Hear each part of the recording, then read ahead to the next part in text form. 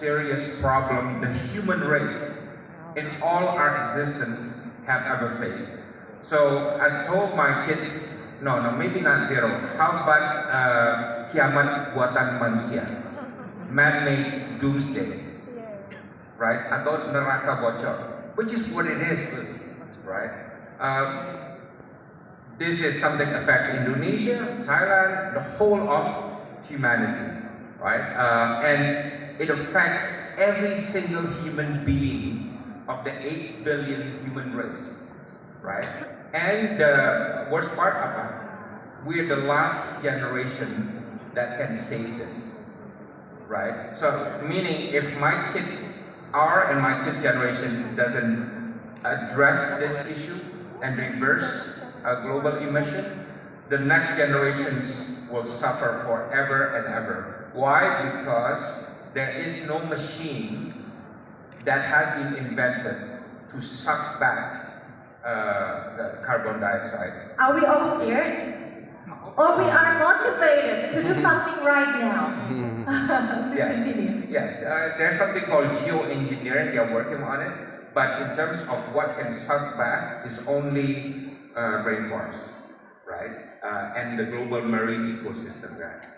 So that's one thing. We all have to be scared, right? And being scared is good. Why? Because if you're not scared, you don't move, right? Being frightened is what moves us to do something better, right? So that's one. The bad news is apa this morning. The bad news is the UN just had a global stock taking.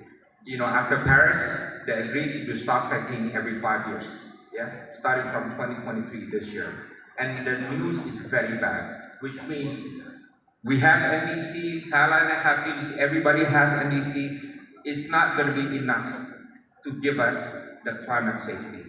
So far, the global stock taking says we're going to reach 2.5 degrees, but only if all countries actually deliver NDC.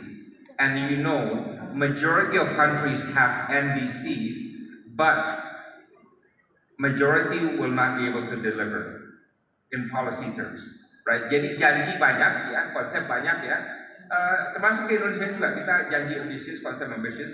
Nobody can guarantee we can actually deliver, right? So 2.5 degree is the minimum, right? We may even go up to 3 degree world. And I want to tell everybody, even if a 2 degree rise, 99% of terumbu karang, coral reef in Indonesia will die, and around the world, 99%, and we're a maritime country. Again, I hope you are scared. Yeah? And what is the challenge? The challenge is a lot of the things that we do are incremental.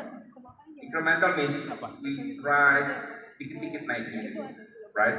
And the UN says it's only systemic change that will deliver the net zero world, right? So, you know, it's a terrible numbers game because, you know, I just came from a board meeting of World Resource Institute in Washington, D.C. You know what we just found?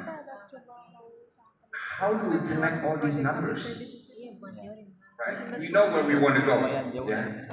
The carbon stock that we still have to reach 1.5 degree world. We know countries want to reduce, we want to reduce by 43% Indonesia and so on, yeah? We know industries, energy, forests, they want to reduce emissions, right?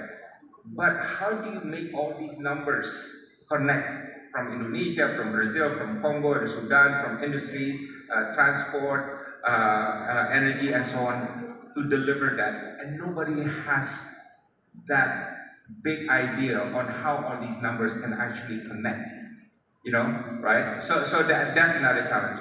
But to answer your question very quickly, I think the challenge for Indonesia with all these great plans, one is political, right? Do we have what Ibu Fifi said tadi and Ibu Lakshmi said tadi, you know, these great plans about the emission reduction strategy, NDC, net zero, and so on? Is it politically resilient or not? Right? We have elections next year.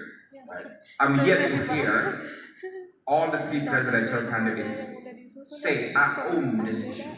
This is an issue at the heart of my belief right? They all have position paper. We have looked at